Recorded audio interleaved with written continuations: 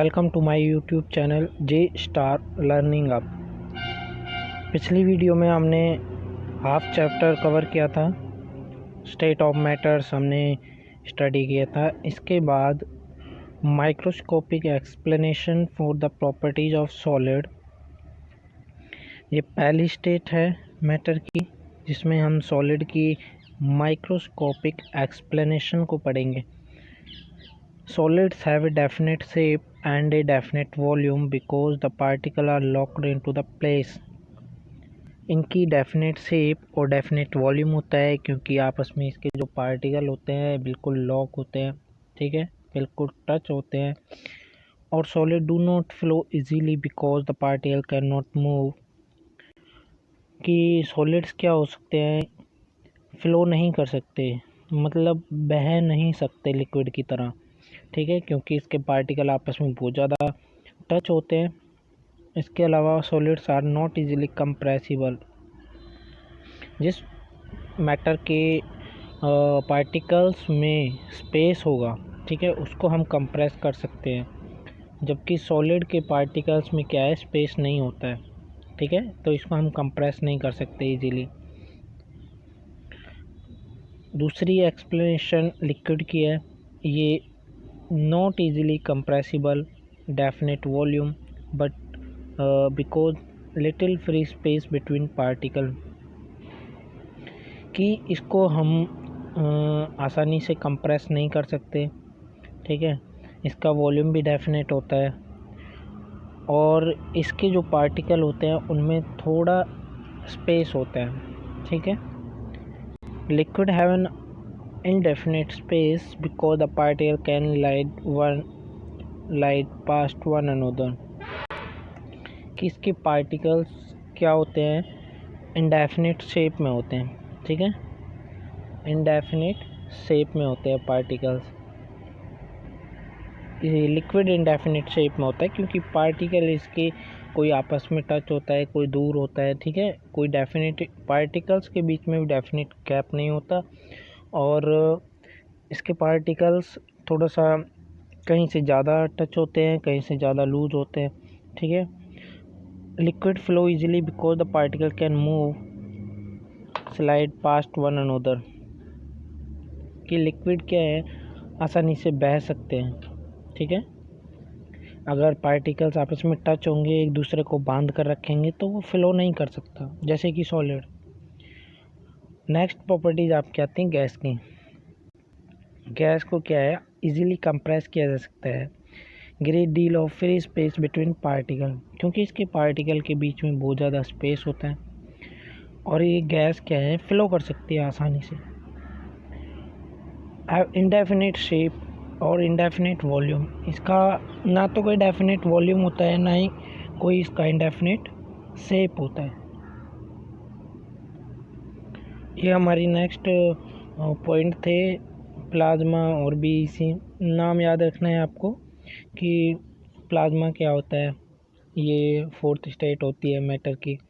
BEC Bose Einstein condensate, ये आपकी fifth state होती है मैटर की।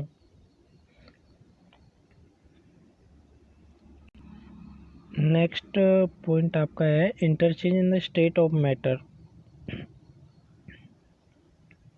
कि मैटर की जो स्टेट होती है वो आपस में क्या होती है, चेंज हो जाती है। Water matter can change its state. Water can exist in three state of matter. कि वाटर क्या है, थ्री स्टेट में एग्जिस्ट करता है। Solid as ice, liquid as familiar water and gas as water vapour.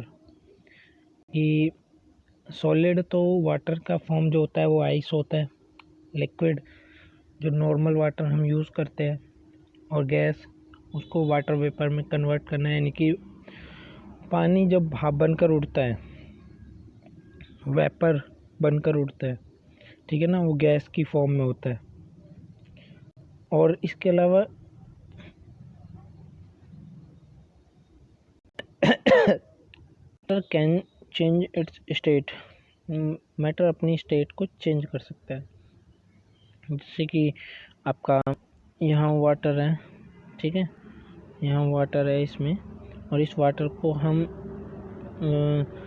Cold करेंगे, freeze करेंगे, तो ये क्या है, सॉलिड बन जाएगा। ठीक है, सॉलिड वाटर बन जाएगा आइस।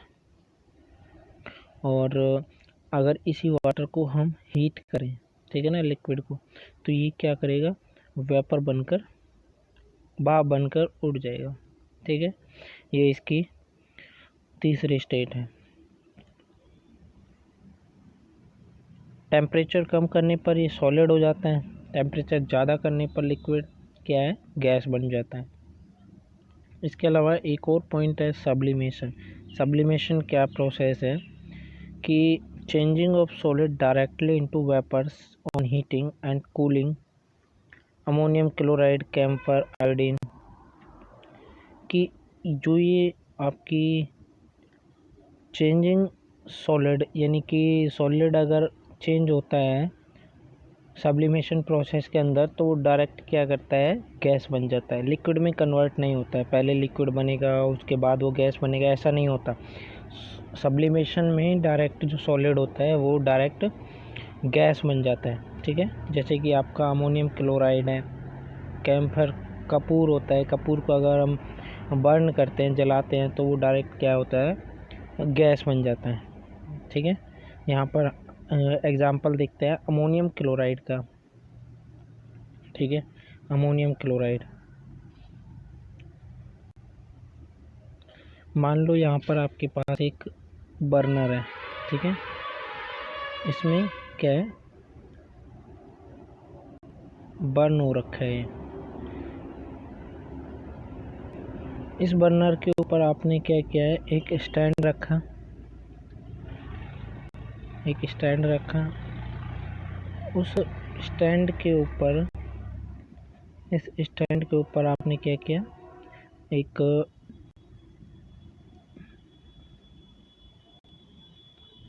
कंटेनर रखा है, जिसमें आपने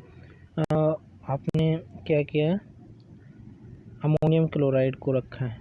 अमोनियम क्लोराइड क्या होता है, सॉलिड फॉर्म में होता है। ठीक है, सॉलिड फॉर्म में होता है अमोनियम क्लोराइड। ये अमोनियम क्लोराइड है। अब इस अमोनियम क्लोराइड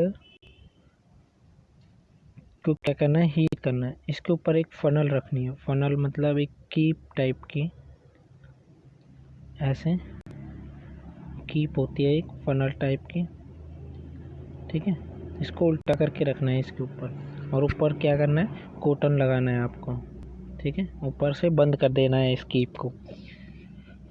अब इस कीप को अगर हमने बंद कर दिया और इसको नीचे से बर्न किया, तो ये क्या करेगा, अमोनियम क्लोराइड वेपर बन जाएगा। सॉलिड है, वेपर बन जाएगा, भाप बन जाएगा, और भाप बनकर इसमें इकट्ठा हो जाएगा। ठीक है ना। इसके बाद वेपर बन गया, अमोनियम क्लोराइड सॉलिड था। ठीक है, ये ध्यान रखना आपको, सॉलिड डायरेक्ट किस में बन गया, गैस में। गैस में यानी कि वेपर में कन्वर्ट हो गया। और ये क्या करेगा, इसके बाद यहाँ पर जो आपकी फनल रखी हुई है, फनल के जो किनारे हैं, ठीक है, अंदर की साइड, यहाँ पर अंदर की साइड ये क्या करेगा, जो फनल की सरफेस है, मतलब कि फनल की जो वॉल्स है, ठीक है, फनल के साइड की जो वॉल्स हैं वो क्या है, ठंडी है। ठीक है, वो क्या करेगा, अमोनियम क्लोराइड उसकी जो वॉल्स है उनसे टच होकर ठंडा हो जाएगा, वेपर। अब ठंडा हो जाएगा तो इसमें क्या बनेगा, क्रिस्टल बनेंगे।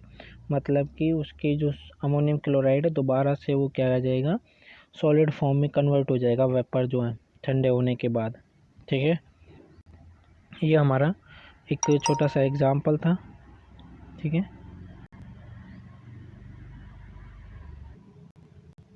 इसके बाद सब्लिमेशन प्रोसेस हो गई।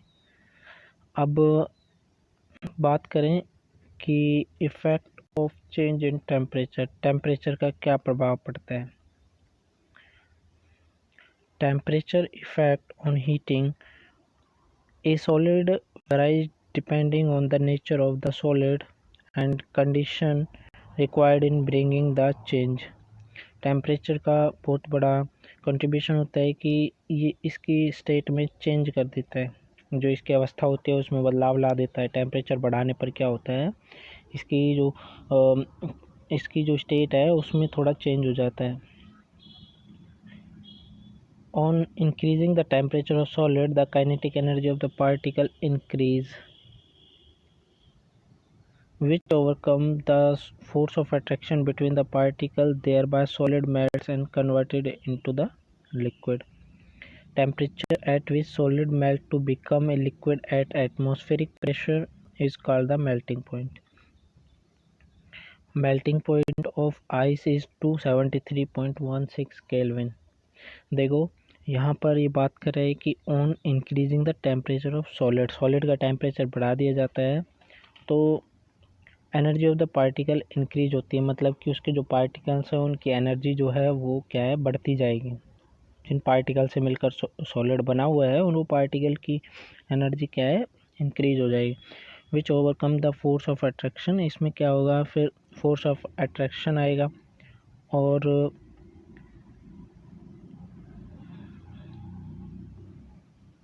फोर्स ऑफ अट्रैक्शन के ऊपर काम करेगा। जो फोर्स ऑफ अट्रैक्शन था सॉलिड के पार्टिकल्स के बीच में, अब वो पार्टिकल्स के बीच में जो फोर्स ऑफ अट्रैक्शन था वो ढीला हो जाएगा, ठीक है। और जो सॉलिड है वो क्या है, मेल्ट हो जाएगा। मेल्ट मतलब पिघल जाएगा और converted into the liquid, liquid में कन्वर्ट हो जाएगा। फोर्स ऑफ अट्रैक्शन थोड़ा ढीला हो जाएगा, मतलब कि लूज हो जाएगा, ठीक है। The temperature at which a solid melt to become liquid, जिस भी टेम्परेचर पर कोई भी सॉलिड मेल्ट करता है, पिघलता है, तो वो उसका मेल्टिंग पॉइंट कहलाता है, ठीक है। ऐसे ही जो आइस होती है, आइस को अगर हम गर्म करें, सॉलिड है इसको गर्म करें, जिस पॉइंट पर वो पिघलेगी, ठीक है ना, मेल्ट करेगी, वो आपका मेल्टिंग पॉइंट है। जैसे कि 273.16 केल्विन मेल्टिंग पॉइंट किसका होता है, आइस का। आपको याद रखना है, melting point of ice is equal to 273.16 kelvin. Next क्या है, the process of melting that is change of solid state into liquid is also known as fusion. जिस भी प्रोसेस में सॉलिड स्टेट लिक्विड स्टेट में आ जाती है वो उसका फ्यूज़न कहलाता है, ठीक है। और सेकेंड पॉइंट क्या है, effect of change of pressure. Pressure का क्या प्रभाव पड़ता है, जितना ज़्यादा हम प्रेशर को बढ़ाएंगे या कम करेंगे वो उसके स्टेट में थोड़ा बदलाव ला देगा मैटर के।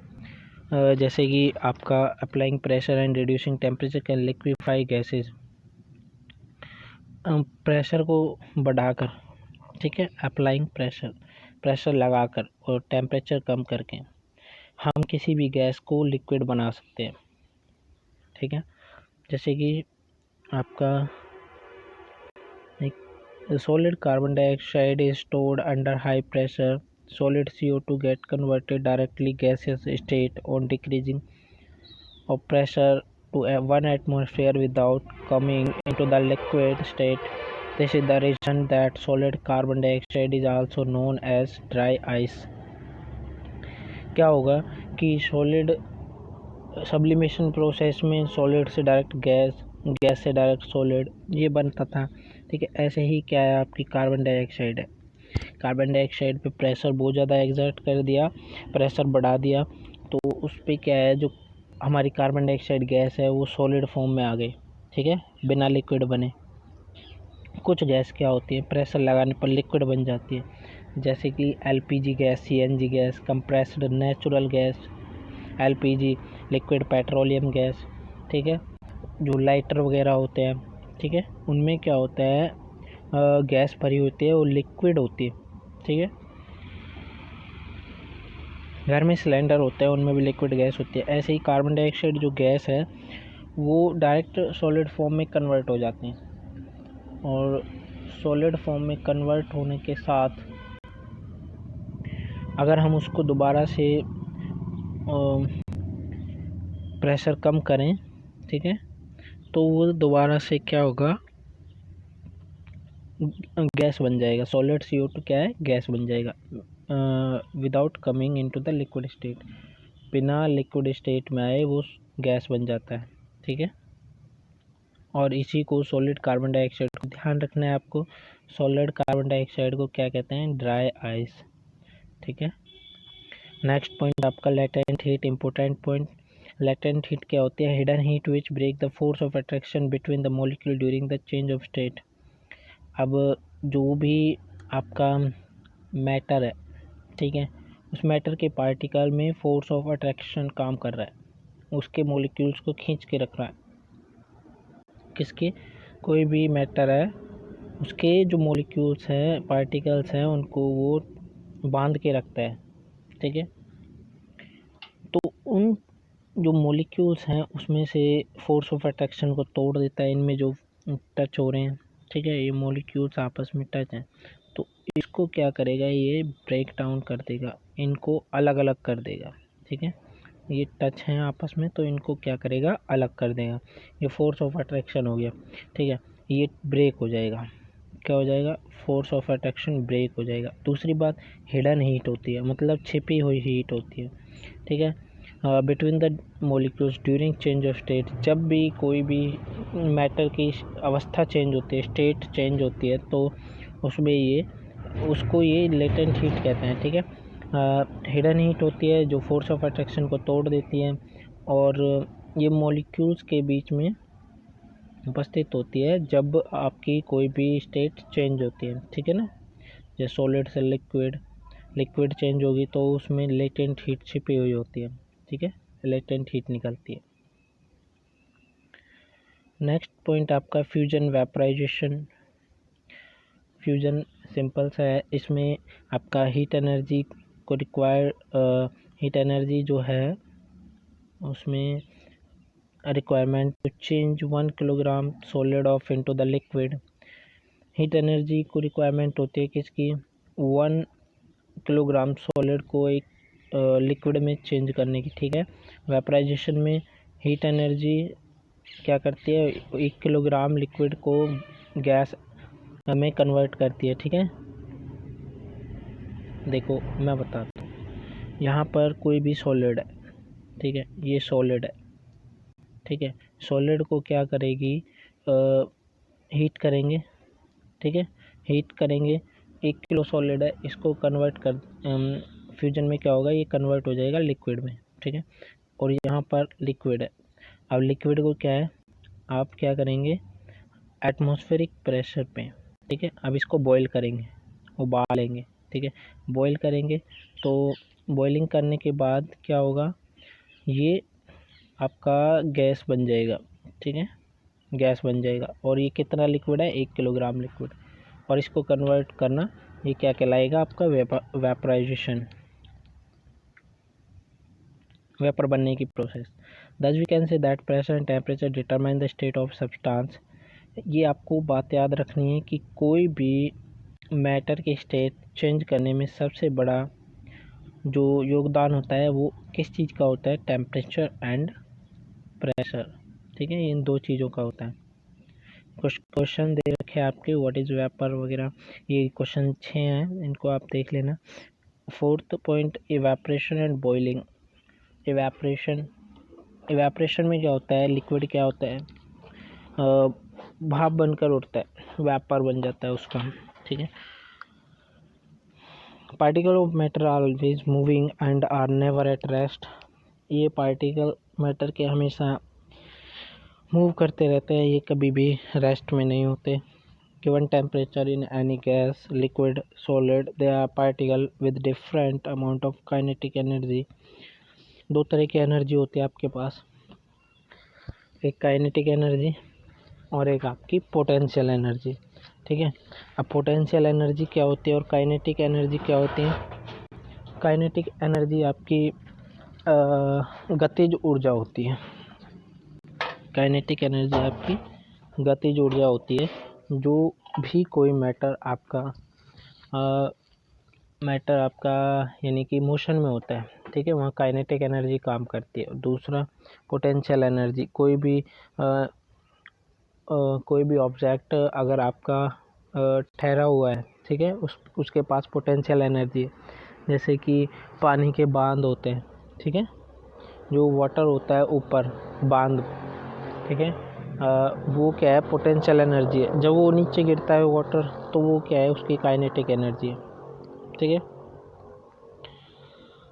और इसमें क्या है, given temperature in any gas liquid और solid they are particle with different, इनमें सॉलिड लिक्विड गैस में डिफरेंट अमाउंट में काइनेटिक एनर्जी होती है।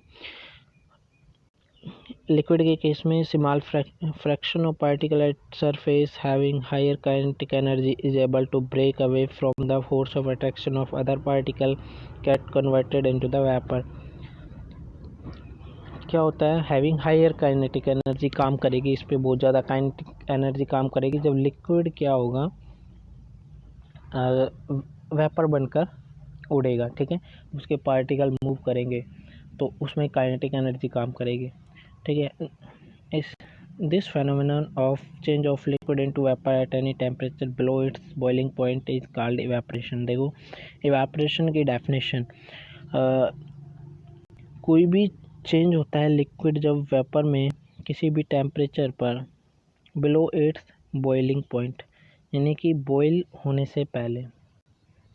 ठीक है, बॉयल होने से पहले जब ये आपका वेपर बनना स्टार्ट कर देता है, ये इसका इवेपोरेशन कहलाता है।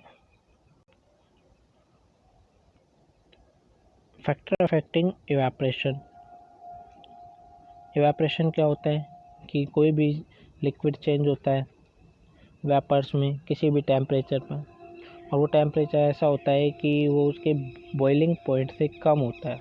ठीक है, अच्छा इसका एक एग्जांपल दे, मान लो जैसे कि यहाँ पर आपका एक कप है और एक यहाँ पर एक प्लेट है। ठीक है, एक प्लेट है, ये यहाँ पर आपने 100 ml वाटर लिया, 100 ml वाटर लिया इसमें। ठीक है, और इसमें भी आपने 100 ml वाटर लिया।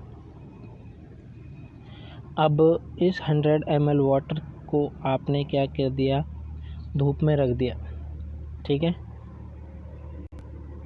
धूप में रख दिया और इसको भी आपने धूप में रख दिया। सबसे पहले कौन डिसअपेयर होगा, जो इस प्लेट में वाटर है वो डिसअपेयर होगा। ठीक है, क्योंकि इसका सरफेस एरिया प्लेट का ज़्यादा है और इसका सरफेस एरिया जहाँ से वेपर बनेगा कम है। लेकिन एक बात इसमें यह है कि ये जो डिसअपेयर होगा, क्या ये उबलने लगेगा पानी? नहीं, ऐसा नहीं होगा। ये इसकी जो बॉइलिंग पॉइंट है, ठीक है, उससे नीचे रहेगा पॉइंट जिस पर ये वेपर बनेगा। ये धीरे धीरे इसमें से गायब होना स्टार्ट हो जाएगा। ठीक है, बिल्कुल ख़त्म हो जाएगा।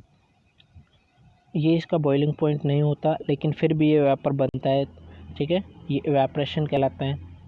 ऐसे ही प्लेट का पानी धीरे धीरे गायब होने लगेगा तो ये इसका इवेपोरेशन कहलाएगा। ठीक है, अब कौन कौन से फैक्टर इफेक्ट करते हैं इवेपोरेशन को? देखो, फर्स्ट पॉइंट हमने पढ़ लिया कि इंक्रीजिंग द सरफेस एरिया, जितना ज़्यादा सरफेस एरिया होगा, उसकी सतह का एरिया होगा, उतना ज़्यादा इवेपोरेशन होगा। With the increase of temperature, जितना ज़्यादा टेम्परेचर हम बढ़ाएंगे उतना ज़्यादा आपका इवेपोरेशन प्रोसेस होगी। ठीक है, वेपर बनने लगेंगे। Increasing the temperature, kinetic energy ज़्यादा आ जाएगी और वो वेपर स्टेट में बहुत जल्दी प्रोसेस करेंगे। ह्यूमिडिटी, नमी के ऊपर डिपेंड करता है ह्यूमिडिटी की। Water vapour present in air, the air around us can not hold more than a definite amount of water at a given temperature. Water is already high, the rate of evaporation decrease. Humidity पे कैसे depend करता है कि अगर humidity क्या है, ज़्यादा है, ठीक है, तो क्या होगा, इवेपोरेशन प्रोसेस कम हो जाएगी, क्योंकि ह्यूमिडिटी का मतलब होता है नमी। अब नमी क्या है, आपने देखा होगा बारिश के मौसम में कि बारिश के कारण हवा में पानी की मात्रा, ठीक है, वेपर्स की मात्रा बढ़ जाती है और टेम्परेचर जब ज़्यादा होता है बारिश के मौसम में, तो हमारा जैसे कि स्वेट है, पसीना है, वो क्या हो जाता है, इवेपरेट नहीं होता है, ठीक है, और शरीर चिपचिपा हो जाता है, ठीक है, स्टिकी हो जाता है। और हम बात करें समर की, समर मतलब गर्मियों में क्या होता है, टेम्परेचर ज़्यादा होता है और एयर जो होती है वो ड्राइड एयर होती है।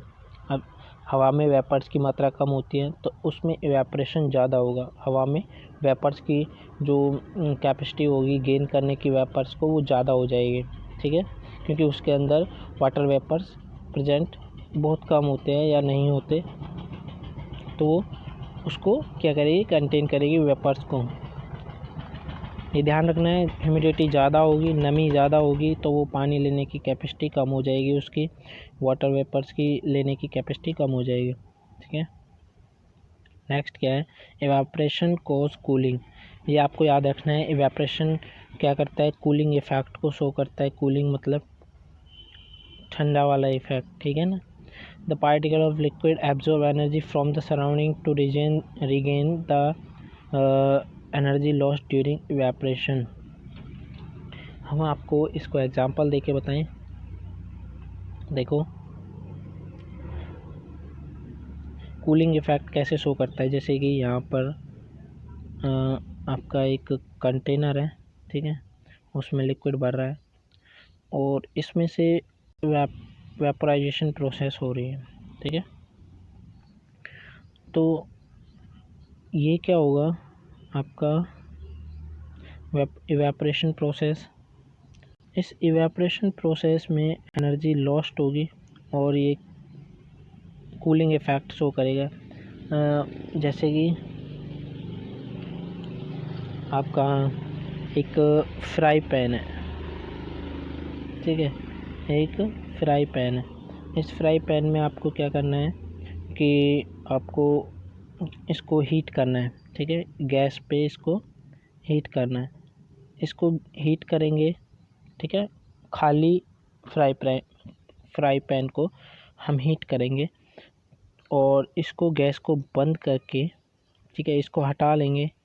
हटाने के बाद क्या होगा, इसको हमने हटा लिया और हटाने के बाद क्या होगा, इसमें आपको वाटर डालना है, ठीक है, क्या डालना है, वाटर डालने के साथ ही जैसे वाटर डलेगा तो वाटर डल गया, इसमें से इवेपोरेशन प्रोसेस होगी, ठीक है, इवेपोरेशन प्रोसेस होगी तो ये फ्राई पैन तो ठंडा हो जाएगा, लेकिन जो इसकी जो हीट थी वो क्या हो जाएगी, वेपर बनकर उड़ जाएगी वाटर के साथ, ठीक है। जो एनर्जी लॉस्ट हुई है, ठीक है, इसके बाद जो ये फ्राई पैन ठंडा हुआ है, तो इसको हम ये आपके क्या बोलते हैं, कूलिंग इफेक्ट बोलते हैं इसको, इवेपोरेशन कॉज कूलिंग, ठीक है।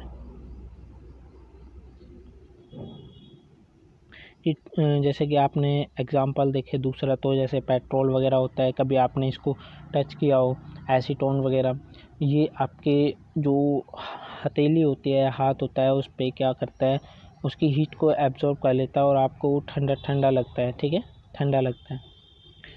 Evaporation versus boiling.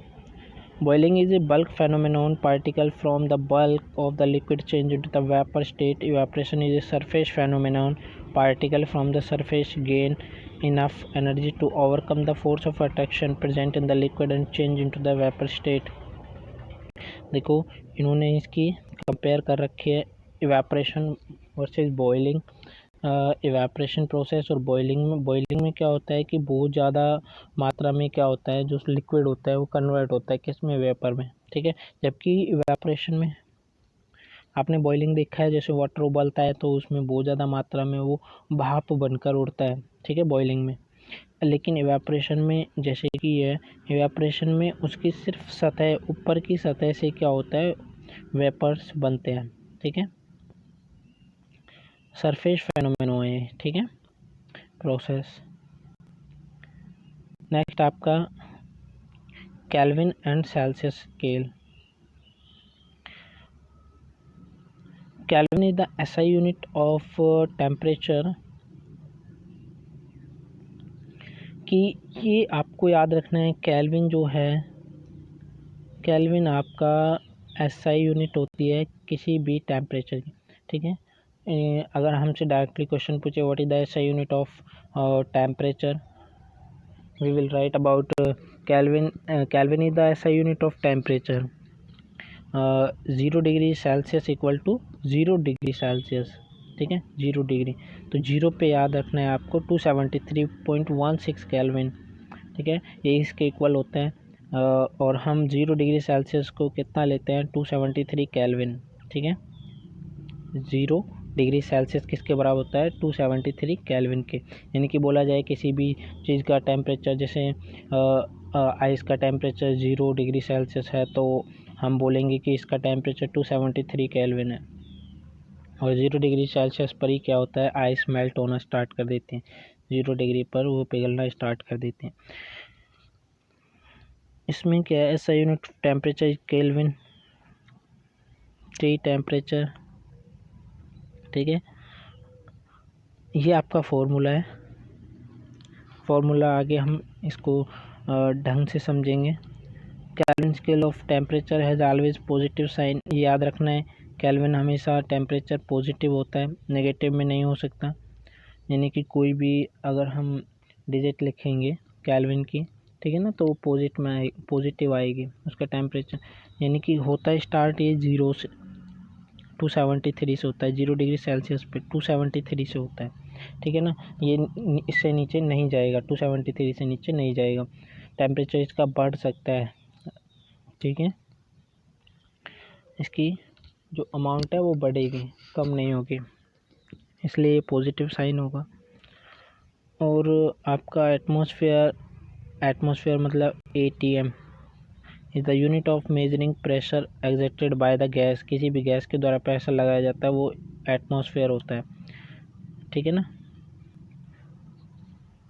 Atmosphere unit, the SI unit of pressure is pascal. क्या होता है,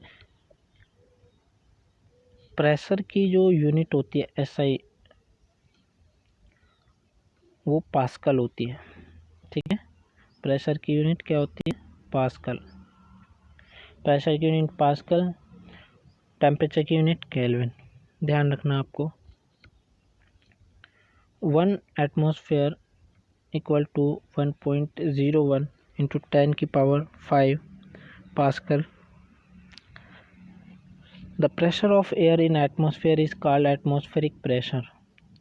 The atmospheric pressure at sea level 1 atmosphere and is taken as the normal atmospheric pressure, ठीक है।